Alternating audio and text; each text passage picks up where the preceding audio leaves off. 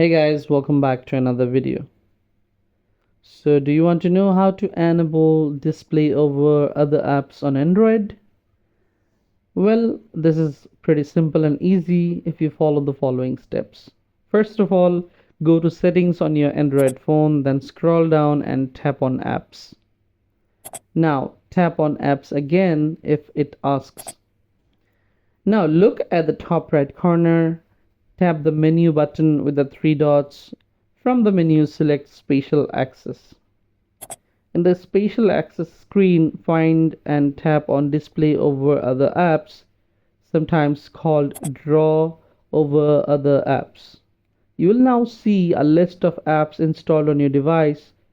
So tap on the one you want to allow, like a screen recorder or messenger, and then switch on the option that says allow display over other apps, and you are done.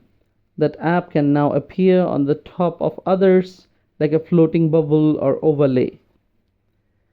Just be careful, only enable this for apps you trust, as it can affect privacy or battery life.